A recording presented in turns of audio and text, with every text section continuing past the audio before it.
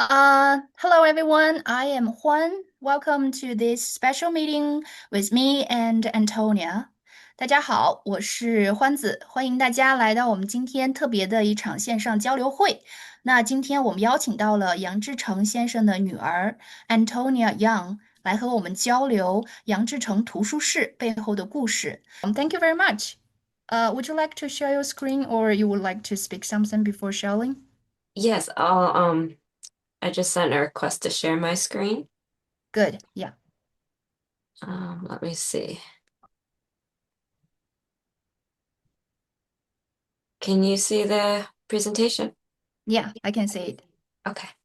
Well, yeah, thank you for having me, and for the introduction as well. It's an honor to be here and to talk a little bit about Ed and about this project that I was involved in.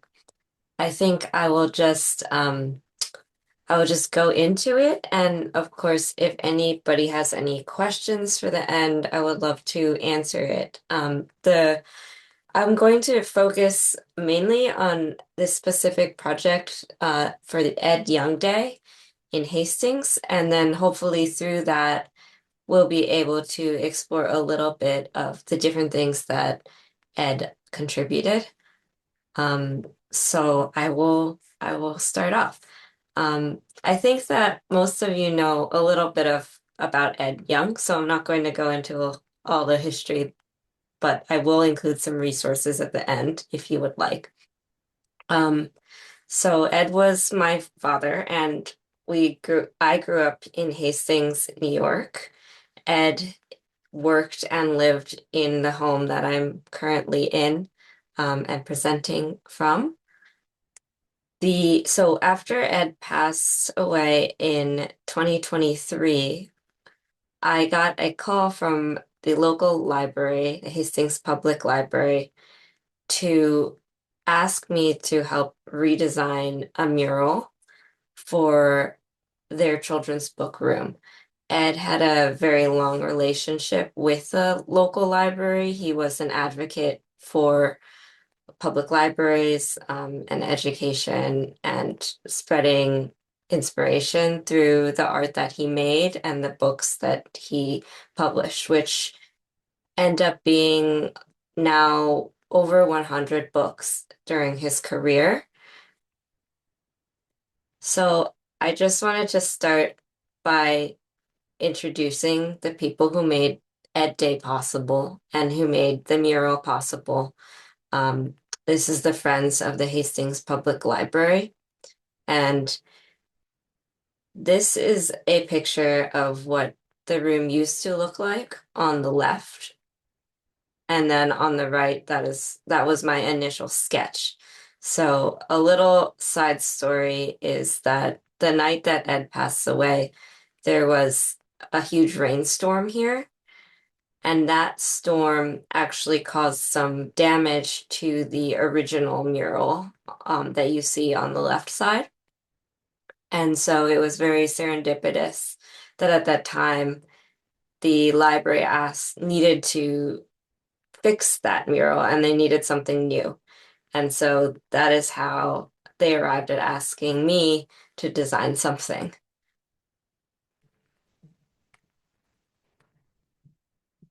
So I wanted to make a mural which was fully Ed's artwork. So everything in the mural that you see is actually extracted from a book of Ed's.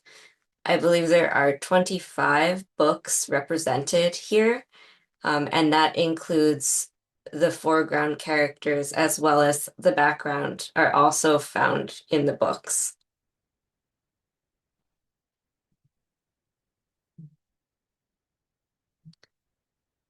My goal was to represent multiple mediums and a range of time of Ed's career. As some of you may know, throughout the over 100 books that he made, um, many of them use quite a variety of mediums. It didn't stick to just one medium, but rather explored a full range from collage to pastel to painting to shadow and light. So I really wanted the mural for those who didn't know Ed to show them, how many different mediums that he mastered over his career. So that was one important thing.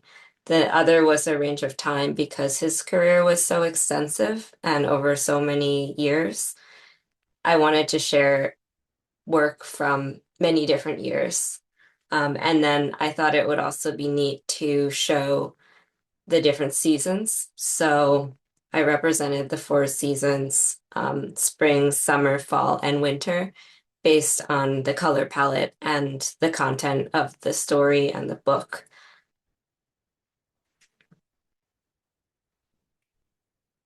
Another thing that I wanted to include in the room was um, something from this book, The House That Baba Built, which was published in 2011.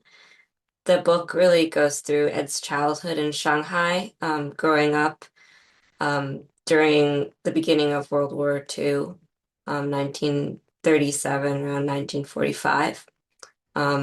So this gate is actually still exists in Shanghai today.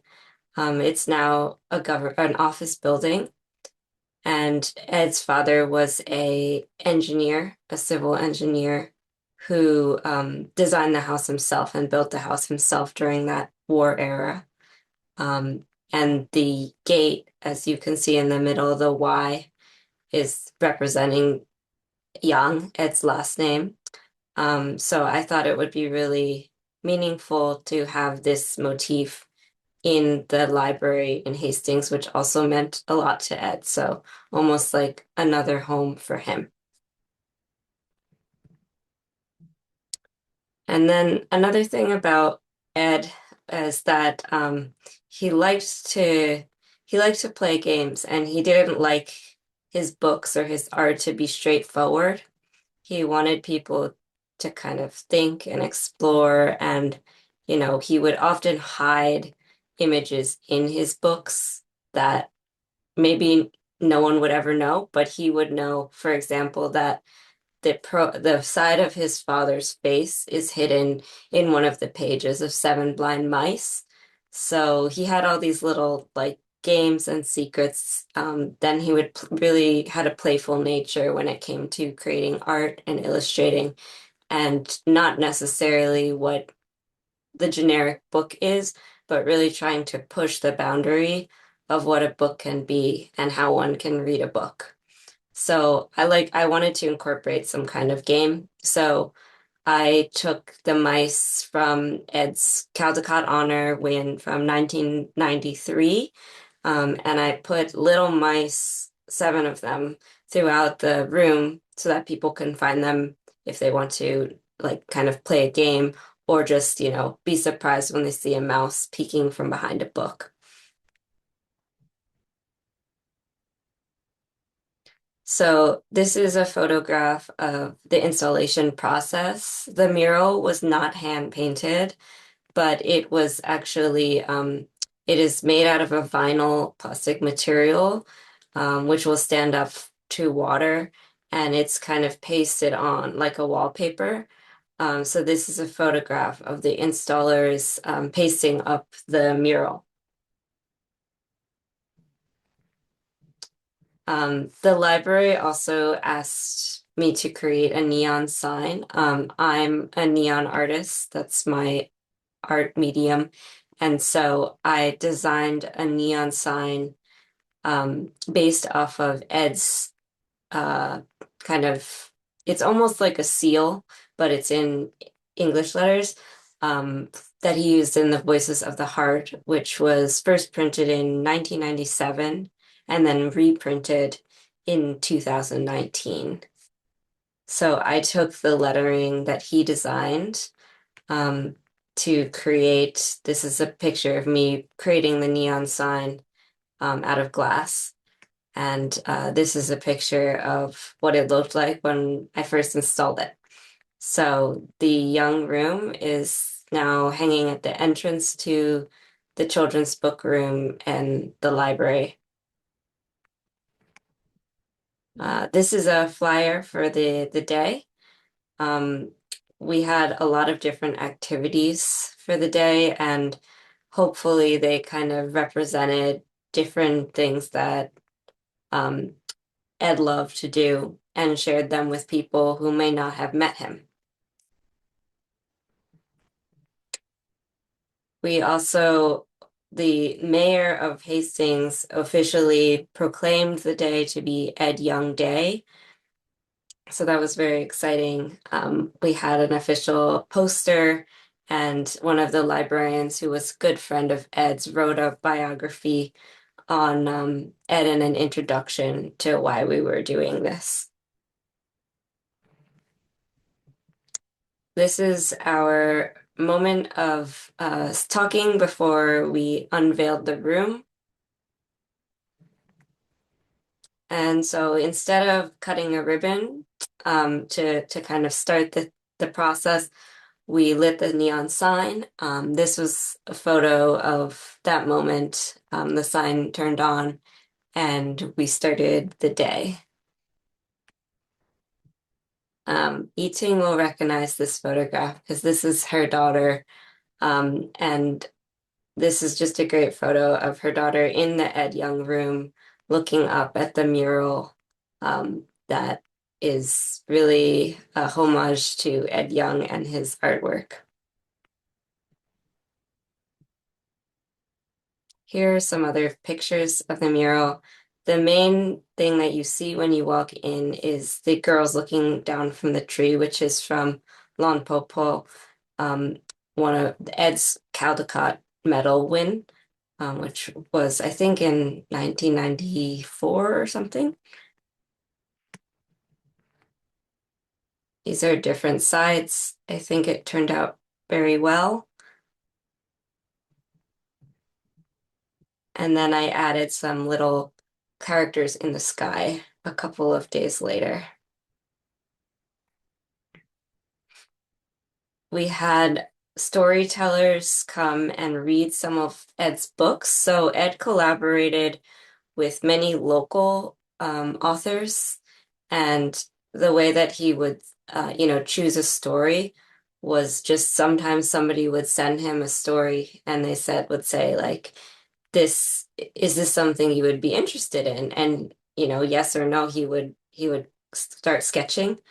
He really didn't have, a hierarchy or you have to be a certain someone to work with you. He really was cared about relationships and friendships and community. And so a lot of the people that he collaborated with professionally are also very good friends and lifelong friends. Um, Ed was also very involved with Tai Chi Chuan practice in the US. He did not actually start doing Tai Chi until he was here in the United States in the late 60s. Um, and he discovered Master Chen Ching, and he studied very closely with him. He was his primary translator um, because Chen did not speak English. So Ed really became his number one student here. And Taiji was something that, alongside his career in books, he was teaching and became very well known in the local community as a Taiji practitioner. So part of the Ed Day, we wanted to include that. And so we had some of Ed's students show the little children some basic Tai Chi exercises.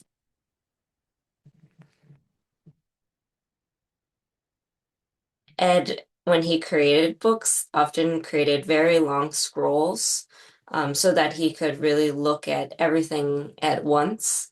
And I think it was also just a neat way to kind of expand what can a book be. So some of his published books are actually made folded in a way where you can lay the whole book out on, a table or the floor and stretch it out.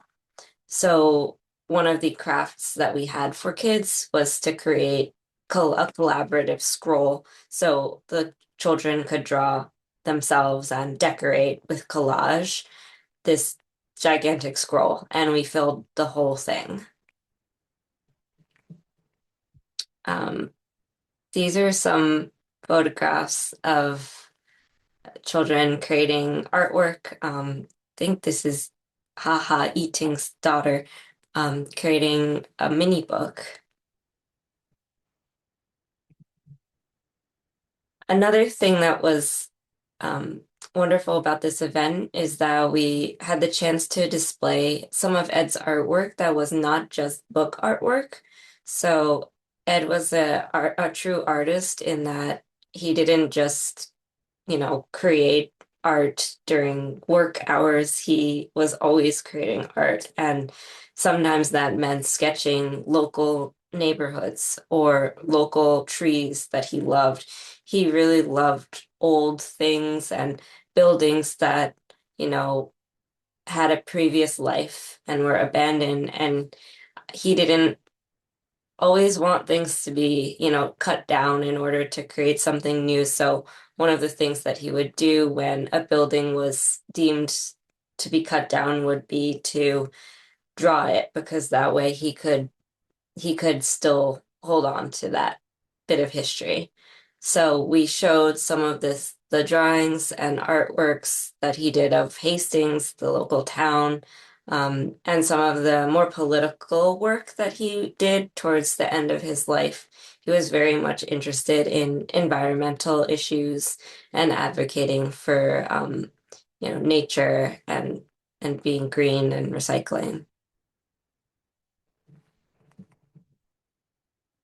At the event, we also showed some of Ed's book dummies. So when he wouldn't create a scroll, he would sometimes also create a tiny book, only a couple inches tall. And these books were extremely detailed despite being very small.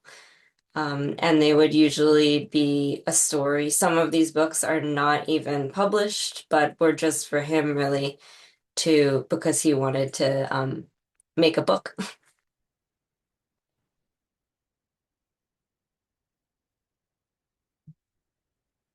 Um, I don't know if you can see this video, but this is a clip of animation that Ed created.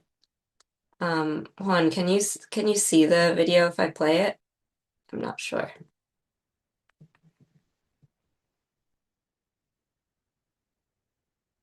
Yeah, we can see it. So just exploring kind of Ed's different mediums. This is an animation that he made of I think the zodiac animals, the Chinese zodiac animals, and they're kind of transforming into one another. So,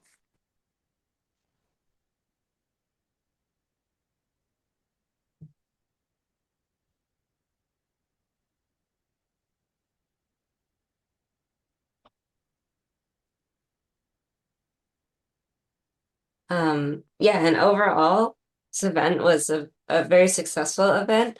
The goal was really to like this program as well, to share Ed and to inspire and help others who are interested in any aspect of books, of art, of what it means to be an artist in the States and also be an immigrant and all of these things, be able to share them with other people.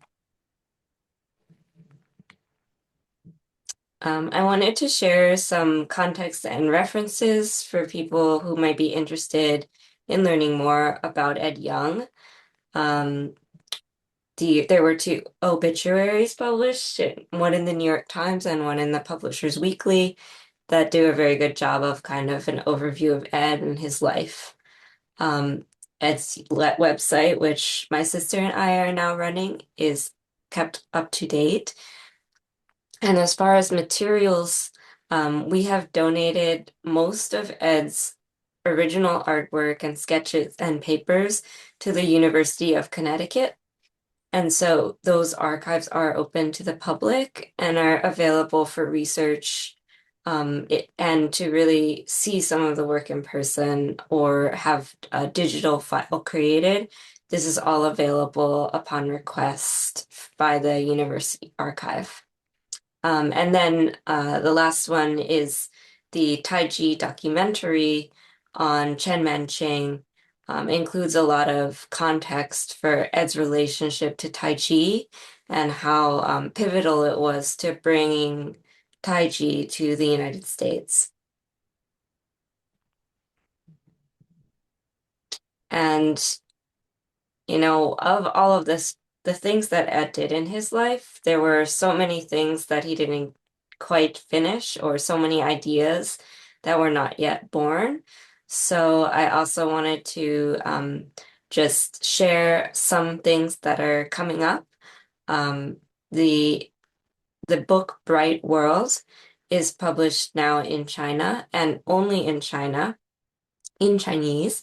Um, and then the Eric Carle Museum in Massachusetts is going to have a retrospective exhibition on Ed Young, not until 2029, but that is also being worked on. And then the Museum of Chinese in America in New York City, Chinatown, is going to have an exhibition this spring on Ed and explore his relationship to art and to China and to Tai Chi. Um, I mentioned Yukon because they have the bulk of Ed's materials there, and the Curlin also has a small collection of Ed's work there. So that is the end of my presentation. So I guess now if anybody has any questions, I'm happy to answer them and talk more. Yeah, exactly. Thank you very much, Antonia.